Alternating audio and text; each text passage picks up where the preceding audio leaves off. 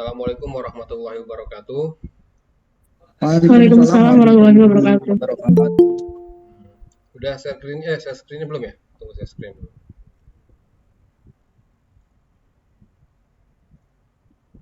Ya, jadi pada malam ini kita mulai perkuliahan perdana kita di semester pendek. Ya, semester pendek ini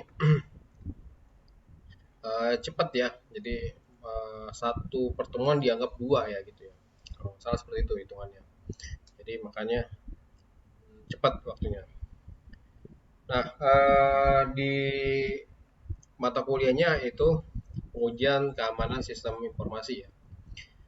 Atau kalau sekarang istilahnya namanya cyber security. Kalau dulu keamanan komputer.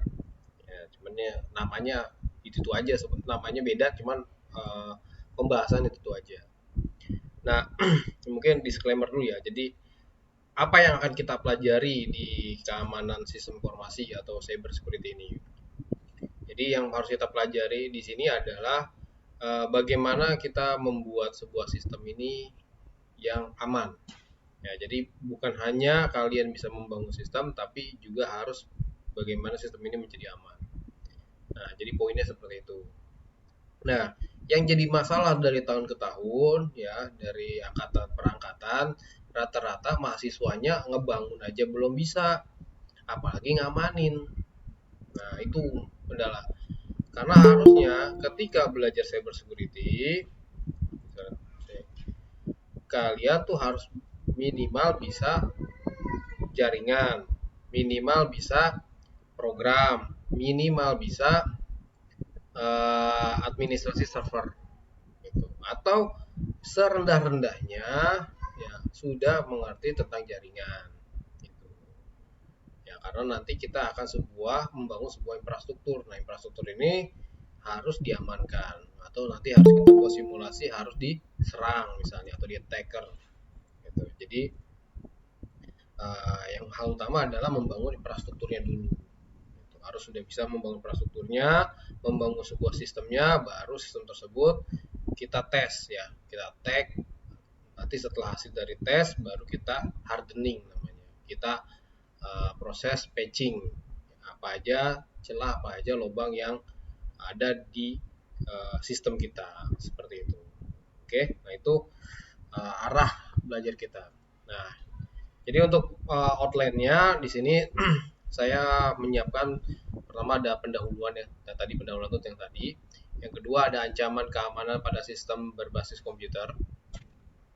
Ya, sekarang keamanan yang ngomongin keamanan kan ada keamanan fisik, ya, ada keamanan yang tindakan kriminal itu keamanan-keamanan juga. Tapi yang kita bahas ini adalah cyber security, ya keamanan di bidang komputer ya. Jadi pertama ada social engineering. Nah, kalau social engineering juga ini masuk ke dalam bisa dikatakan masuk ke dalam keamanan atau tindakan kejahatan yang sifatnya nggak murni banget pakai IT ya, nggak murni banget pakai IT. Contoh penipuan-penipuan yang dari telepon, yang ngakunya dari bank, yang ngakunya dapat hadiah, yang ngakunya keluarganya kecelakaan, nah itu masuk dalam social engineering. Yang telepon kita, nah itu masuk ke social engineering. Yang nanti sudah datang ke ATM, suruh masukin nomor yang dia kasih, nah itu masuk ke social engineering. Nah, itu yang berikutnya ada keamanan fisik. Nah, keamanan fisik itu yang udah mungkin kamu tahu apa namanya door lock. Ya, kunci pintu yang sudah pakai fingerprint atau pakai pin. Nah, itu keamanan fisik. Atau yang dulu gampang banget pertama kali ada keamanan fisik itu adalah brankas. Ya, itu keamanan fisik. Itu. Terus ada lagi security hole pada sistem operasi dan service. Nah, ini security hole ini adalah ada celah atau ada bug istilahnya sekarang. Ada bug pada sistem operasi atau pada servicesnya. Ya, jadi kalau ngomongin servicesnya berarti kamu masuk ke dalam ini apa namanya? Aduh, apa sih namanya?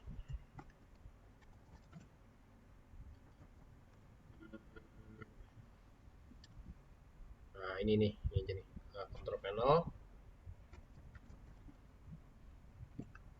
Jadi ada sebuah celah yang ada mungkin di servicesnya. Di services sistem operasi. Nah, ini services yang ada di sistem operasi. Nah, biasanya yang jadi target sasaran hall pada sistem operasi adalah sistem operasi yang berbayar. Ya, contohnya Windows nih, saya pakai nih Windows. Banyak orang pakai Windows, ya kan? Kenapa itu jadi sasaran?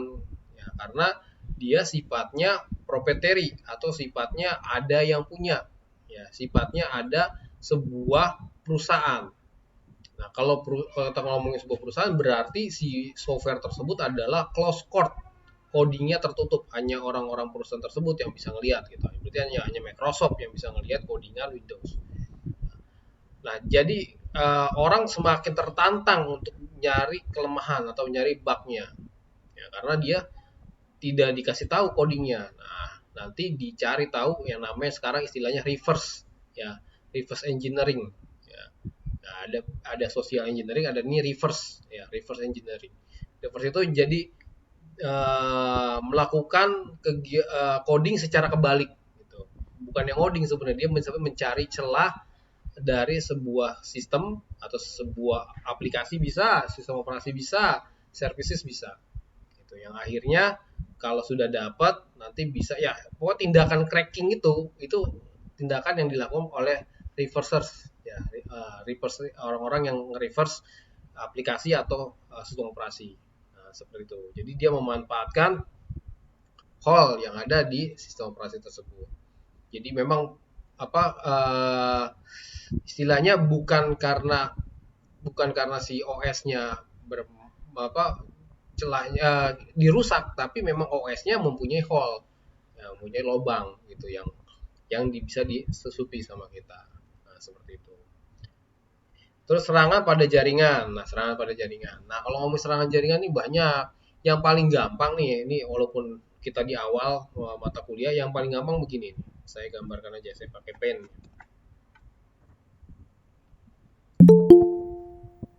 Saya pakai pen.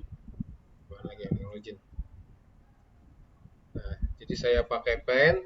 Ini saya contohkan di sini adalah ini switch. Di switch kan ada port-portnya tuh, misalnya ada 4, 1, 2, 3, 4, portnya cuma 4 misalnya. Port 1 ke arah ini ke arah internet, ke arah router ya, internet lah ujung-ujungnya port 1 ya, ngubungin si switch ini ke arah internet ya, bisa ke router atau ke modem. Port 2 ini ke arah server misalnya, ke arah server. Boleh lanjut lagi. Nah, port 3 dan 4 kosong. Nah, port 3 dan 4 ini kosong karena ini switch biasa ya, unmanaged. Nah, tapi dengan catatan ini switch yang unmanaged. Switch yang unmanaged.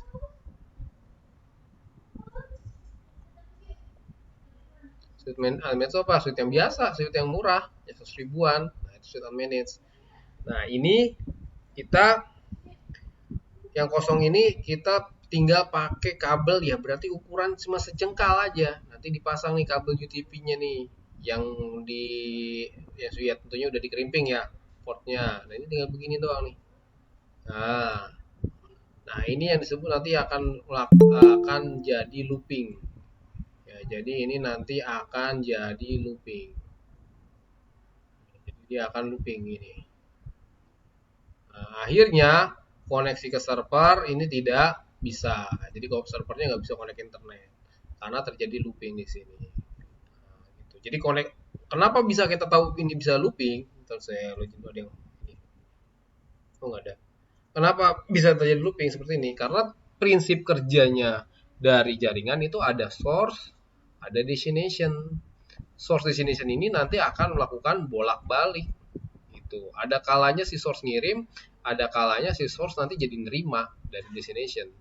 Nah, kalau kondisinya seperti ini tidak ketemu antara source sama destination. Jadi ini kabel portnya dimasukin, ini UTP-nya masukin, ini UTP-nya dimasukin, RJ45-nya.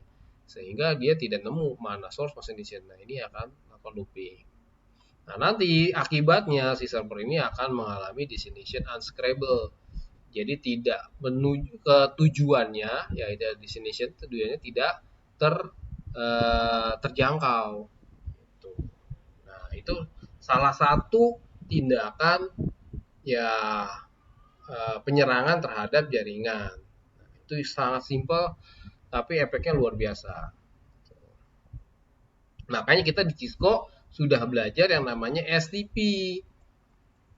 Ya, di switch Cisco karena dia manage STP itu kepanjangan dari spanning tree protokol. Jadi ketika ada looping seperti ini, salah satu port akan ada yang disable.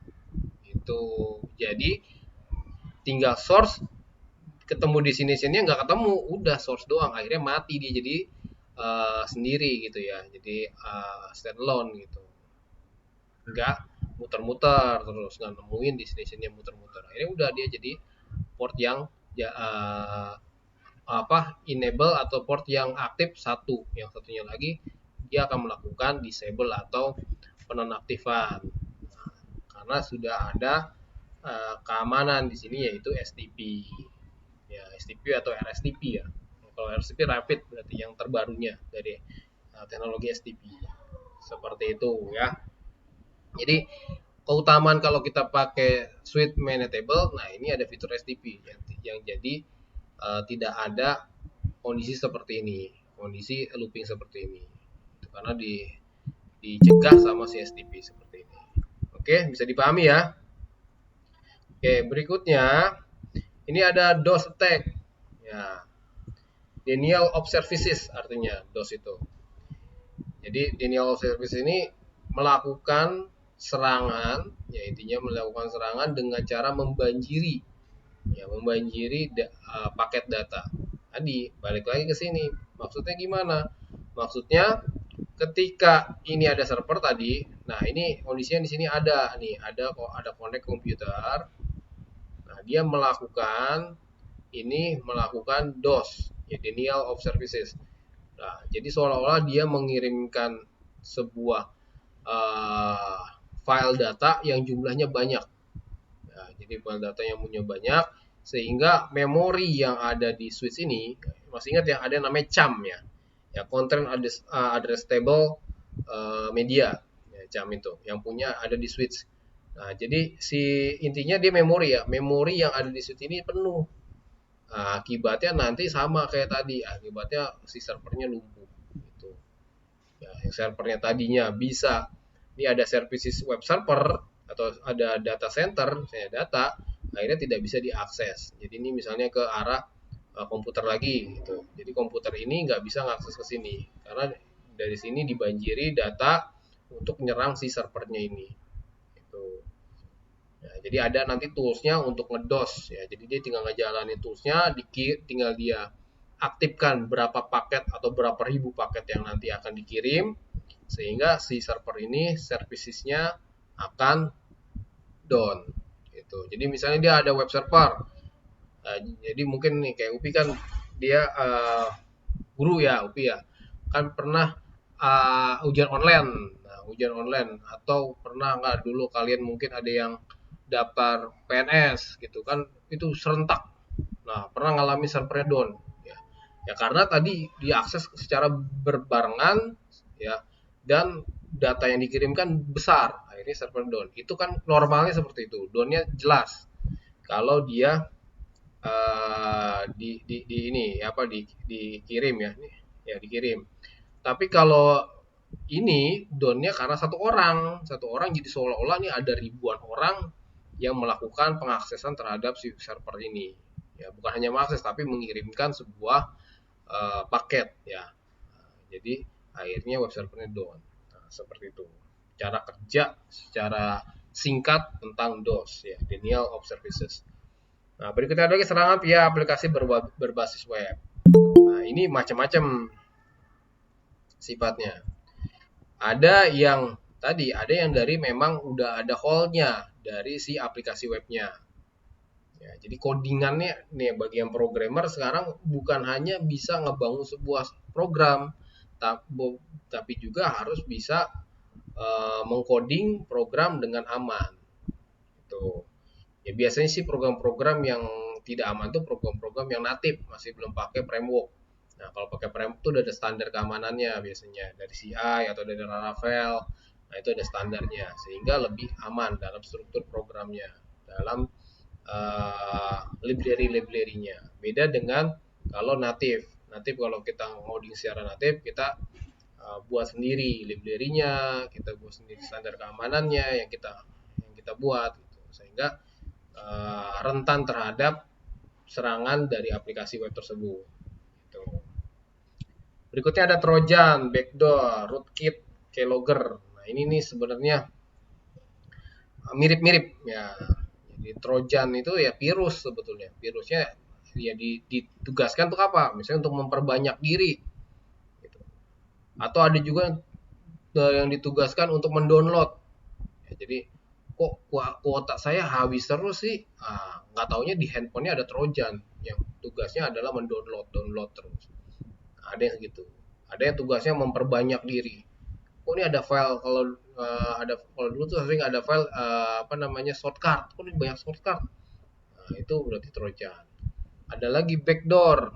Nah, backdoor ini artinya kita menanam sebuah file ya file shell tahu ya, di dalam komputer orang lain sehingga kita bisa melakukan remote misalnya biasanya melakukan remote komputer orang lain tersebut itu yang tanpa seizin dari orang yang kita taruh backdoor tersebut.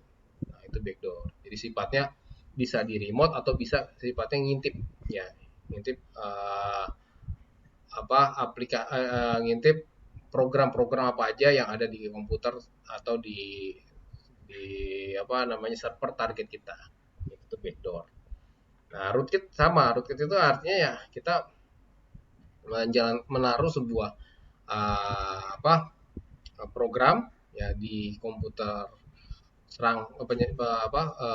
target kita sehingga kita nanti bisa mendapatkan password ya dari komputer target kita. Bisa langsung dapat password root atau dapat password administrator. Nah, kayak logger juga udah tahu ya sama. Kalau logger itu berarti mencatat ya, logger itu log ya, mencatat semua aktivitas. Jadi ini program-program yang ditaruh di komputer atau di server korban kita.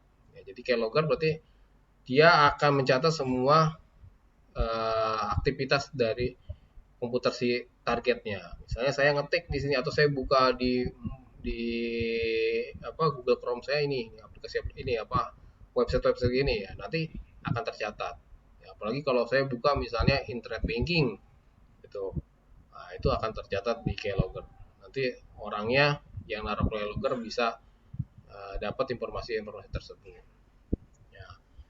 Nah, terus ada virus, ada worm ya. Ini virus ini bisa virus Trojan, bisa ya itu masuk ke dalam kategori virus ya. Virus kalau yang paling terkenal ya ini adalah ya sampai sekarang adalah ransomware ya.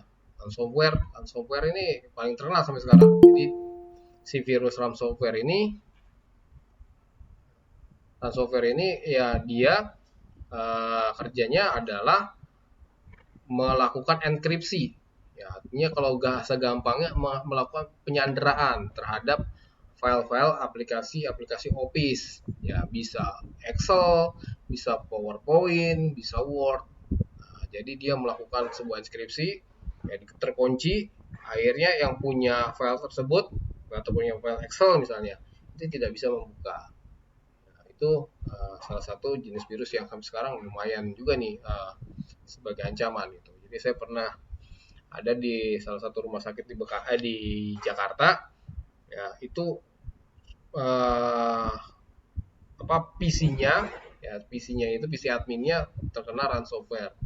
Ya, jadi banyak data-data yang nggak bisa diakses. Wah, itu biasanya motifnya ya uang gitu. Jadi kalau mau kebuka kita harus kirimin email sama dia, kita harus transfer untuk bisa nanti dibukain lagi sama dia gitu. Atau dikasih nanti aplikasi penawarnya lah, biar bisa membuka aplikasi yang tadi udah di-encrypt sama dia. Seperti itu. Terus ada anatomy of hack. Nah, nanti kita belajar bagaimana sih sebetulnya hacking itu, dari kepalanya, dari tangannya, dari badannya, dari kakinya seperti apa. Gitu. Ya, jadi ini damisnya ya, damisnya dari sebuah hacking. Nah itu. Nah berikutnya kita akan belajar hardening. Jadi setelah kita ngerti pertama ngebangun, terus kita ngerti gimana cara melakukan attack, cara mengetahui gimana caranya mencari sebuah hole. Nah, berikutnya kita harus juga tahu bagaimana caranya kita hardening. Ini yang paling penting. Hardening itu adalah proses patching ya, penutup sebuah celah, penutup sebuah kemungkinan-kemungkinan. Nah, itu hardening. Ya. Nah, ada hardening security police, ada hardening kriptografi, ada firewall, ada IDS, ada backup, auditing system, digital forensik, dan penanganan pasca insiden, ya. Atau cyber law dan masa depan keamanan. Nah, seperti itu. Ya, jadi ini proses hardening ya. Biasanya nanti yang di hardening itu sebuah server, gitu. Ya, misalnya web server, data server, itu yang kita harus hardening. Tuh. Selanjutnya, ya tadi nih ya, ini kenapa sih harus ada keamanan? Ya karena ada revolusi sistem informasi, ada komputerisasi, ada networking, ada sentralisasi dan aspek keamanan. Ya, kalau dulu masih zamannya mesin tik, saya rasa keamanan informasi sifatnya masih lebih aman dibandingkan era sekarang, era digital. Ya, jadi kalau dulu kalau kita mau ngambil uang ya harus ke bank. Ya paling keamanan tindakan kejahatan secara kriminal gitu, misalnya ditodong gitu, dijamret. Nah kalau sekarang kita ngambil uang nggak perlu ke bank, tinggal masuk internet banking, mobile banking gitu, atau misalnya pakai merchant gitu, pakai payment gateway gitu, misalnya pakai GoPay dan lain-lain. Nah, justru malah tingkat keamanannya tingkat rawan dari keamanannya masa lebih banyak dibandingkan kalau kita pakai secara manual. Mengapa perlu aman? Sulitnya meyakinkan manajemen. Mengapa perlu aman? Karena kita harus meyakinkan manajemen gitu, bahwa manajemen ini takut tadi. Kalau saya aman nggak sih Pak kalau saya pakai internet banking? Nah, makanya kita bisa sebagai orang IT, kita bisa meyakinkan manajemen bahwa dengan transaksi digital pun sekarang sudah aman. Gitu. Sekarang yang saya lihat paling bagus ya dari sisi keamanan ya sekarang Gojek. Gitu. Wah, banyak nih fitur-fitur keamanannya. Gitu. Terus berikutnya lagi motif-motif serangan pada sistem komputer. Ya, tadi ada keuntungan secara materi, ada yang membalas dendam, ada yang pengen ngerusak reputasi, segala macam lah. Terus ada aspek-aspek keamanan. Ya, aspek-aspeknya ya bisa aspek perbankan, bisa aspek pendidikan, macam-macam pokoknya. Yang intinya yang menggunakan sistem komputerisasi berarti berkemungkinan kena yang namanya cyber security ya. Kita harus mengamankan sistemnya. Terus ini ada hukum alam pada keamanan komputer. Hukum alamnya apa? Hukum alamnya biasanya gini. Kalau mau aman ribet, hukum alamnya. Kalau mau nggak aman praktis. Nah, tinggal pilih aja. Pak saya pengennya praktis. Iya, mungkin bisa tidak aman. Ya, oh saya pun ribet banget di sistem. Kenapa dia ribet? Karena dia pengen aman. Seperti itu. Nanti ada belajar lagi, ada contoh serangan, nanti ada ini slide-nya, sila penting dalam keamanan. Nah ini yang kita akan pelajari. Nah ini mungkin sampai slide ke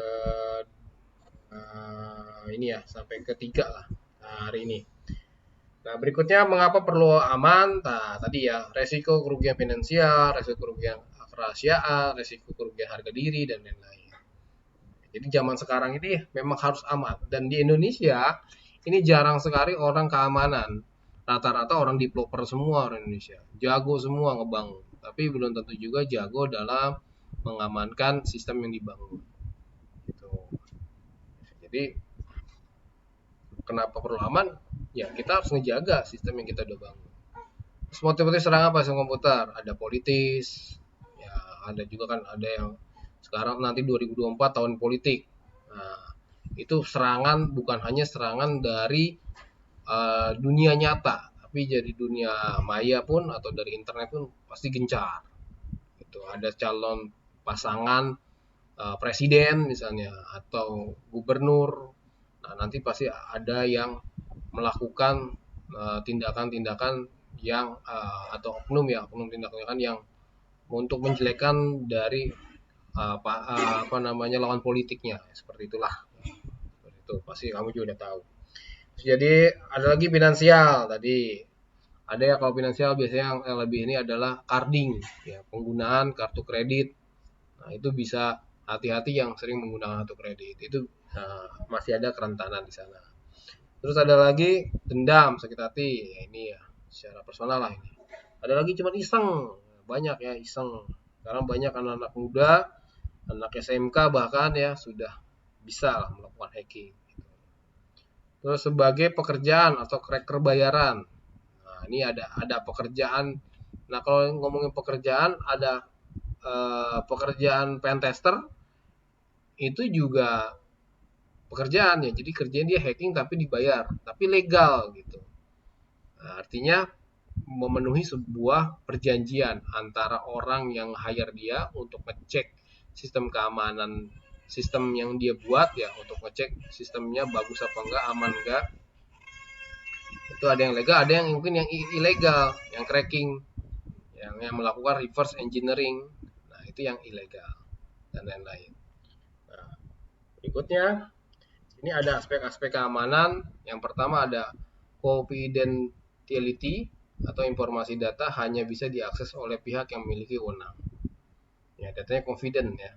Artinya datanya ini asli, ori. Dan ini hanya bisa diakses atau diedit oleh orang yang menjadi pemiliknya atau yang sudah dikasih akses memiliki sebuah program tersebut atau sebuah sistem tersebut. Terus ada integrity, informasinya dapat diubah oleh pihak yang memiliki wewenang. Ya, sekarang diedit, ya integrity itu bisa diedit sama yang berwenang. Jadi kalau ada sebuah program itu harus masuk ke dalam confidentiality sama integrity. Gitu. Berikutnya lagi harus ada availability. Informasi tersedia untuk pihak yang memiliki wewenang ketika dibutuhkan. Ya, saya butuh data nih di kampus. Ya, data tersebut harus available. Ya, tapi juga harus benar yang mintanya saya. Jangan sampai mahasiswa minta data, nah, itu dikasih. Gitu. Nah, jangan sampai seperti itu. Kecuali data memang data yang diperuntukkan untuk mahasiswa. Berikutnya lagi ada authentication. Ya, pihak yang terlibat dalam pertukaran informasi. Nah, ini jam segini baru masuk nih. Siapa nih? Ridwan. Authentication. Pihak yang terlibat dengan pertukaran informasi dapat didefinisikan dengan benar dan ada jaminan bahwa identitas yang didapat tidak palsu. Ya, authentication ya password, fingerprint kalau sekarang. Benar nggak sih orang yang masuk ke dalam sistem kita atau ke ruangan kita ini sudah orang yang benar gitu atau orang-orang yang sudah diberi akses. Terus ada non repudiation ya pengiriman maupun menerima informasi tidak dapat menyangkal pengiriman dan penerima pesan. Nah, jadi jangan sampai kita ngirim itu bisa atau kita menerima itu ngirim ya biasanya kita dapat kiriman email misalnya ya kiriman email itu kiriman email yang palsu ya email yang misalnya email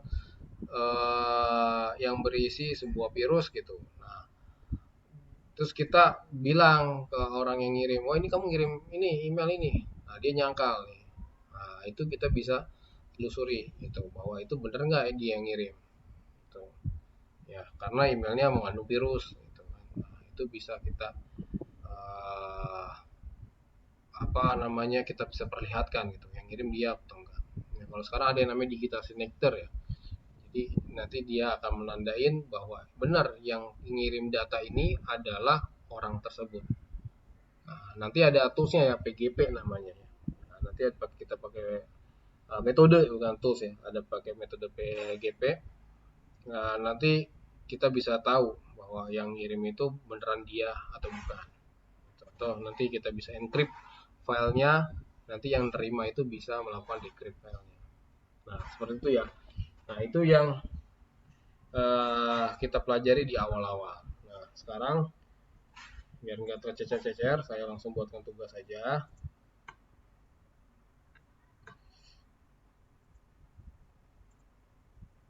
Ya, tugas pengujian keamanan sistem informasi, tugas 1. Nah, ini nggak apa-apa nih awal-awal. Nanti saya akan buat sebuah signature. Oh, yang membuat tugas ini saya gitu, yang ngasih tugas ini. Pertama, ini saya akan kasih tugas. Nah, apa yang Anda ketahui ya, tentang ini nih? Apa yang Anda ketahui tentang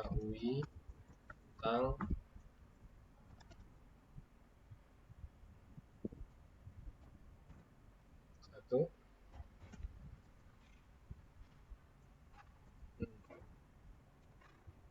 dua, ini, tiga.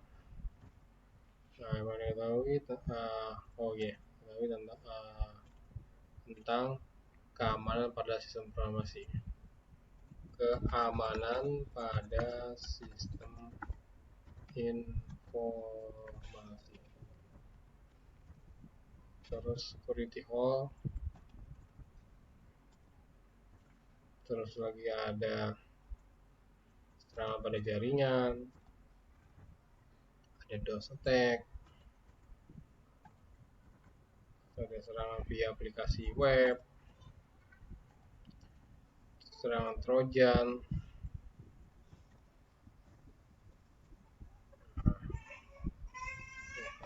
Nah, ini dia. Itu yang pertama. Yang kedua,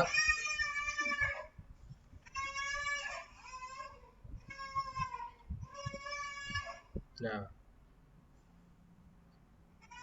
jelaskan mengapa kita harus aman nah, secara sistem. Nah, berikutnya,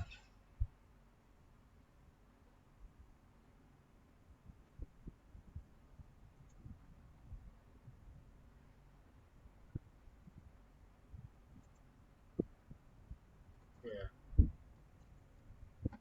aspek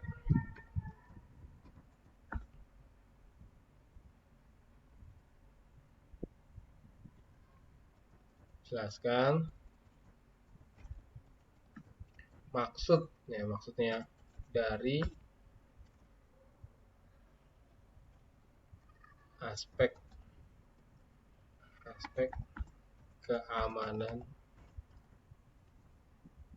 di bawah ini. Maksud dan beri contoh ya. Beri contoh. Nah, jadi kalian tugasnya ini cukup membaca ini, terus memahami maksudnya apa dan beri contohnya. Gitu. Sama ini, integrity, capability,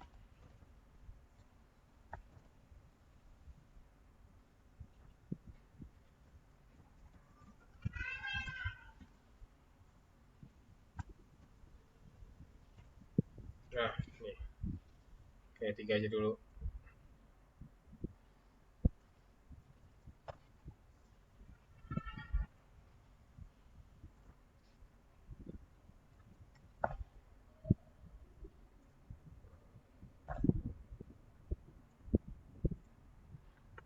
Oke, ini saya simpan, selesai upload sekarang.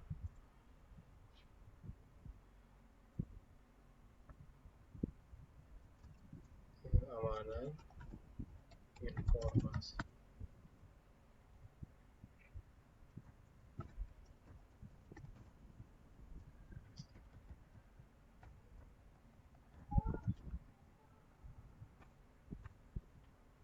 Ini Word-nya,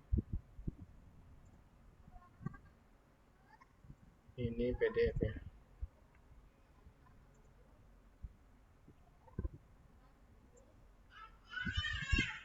Oke.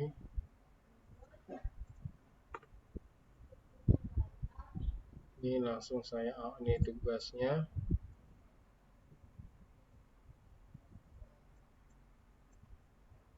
Jam 18.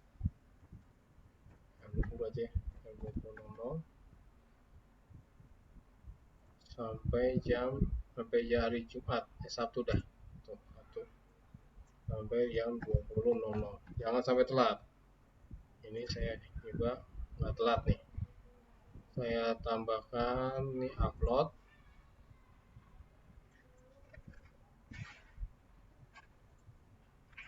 Keamanan tadi di D. Mata kuliah.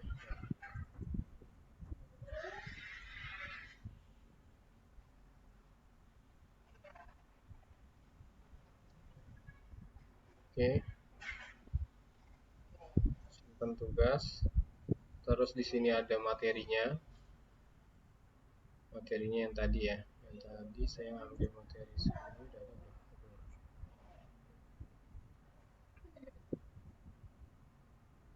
keamanan.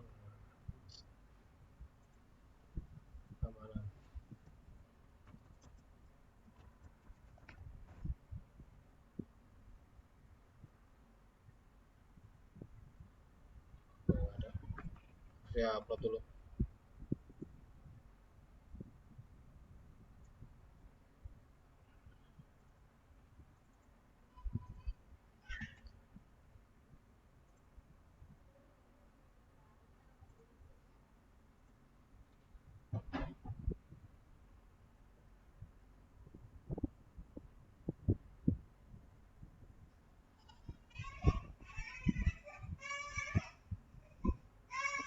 Oke. Materi keamanan sistem informasi. Oke, selesai ya. Nah, ini tinggal videonya aja. Oke. Nah, kalau tidak ada yang mau ditanya dulu, Pak. Kalau nggak ada yang tanya, saya akhiri ya. Nah, ini karena masih teori, masih gampang. Oke. Ada yang mau ditanyakan dulu? Ada nggak? Untuk soal pertama berarti cara pengamanannya ya, Pak? Soal pertama. Oke, soal pertama apa yang Anda ketahui ya. Jadi ini maksudnya apa sih social engineering? Ya, maksudnya apa sih dan contohnya apa sih? Gitu. Keamanan fisik maksudnya apa sih? Tadi sudah banyak cerita nih. Nah, tadi yang saya kalau kalian nyimak pasti tahu. Maksudnya apa sih keamanan fisik? Windows Tech itu apa? Serangan pada jaringan itu apa? Gitu. Bahkan serangan pada jaringan nih saya udah ilustrasiin ini. Gitu. Itu ya. Paham ya maksudnya? Berarti hanya deskripsi aja ya, Pak? Iya, Yang kita pahami gitu. iya pahami. Dipermudah bahasanya nih, dipergampang aja. Oke, Baik, Pak. ada lagi yang mau ditanyakan? Sudah? Kalau tidak ada yang ingin tanyakan, saya akhiri ya. Terima kasih atas perhatiannya. Pas juga waktunya sudah selesai. Nanti disiapkan buat prakteknya. Nanti besok minggu depan saya akan menyiapkan ya. Besok jadi minggu depan baru saya akan suruh kalian karena masih kita bahas teori sedikit lagi. Nanti minggu depannya lagi baru kita akan coba mulai prakteknya. Oke. Kalau tidak ada yang ingin ditanyakan lagi, terima kasih. Saya akhiri. Assalamualaikum warahmatullahi wabarakatuh. Waalaikumsalam warahmatullahi wabarakatuh. Terima kasih, Terima Pak. kasih, Pak.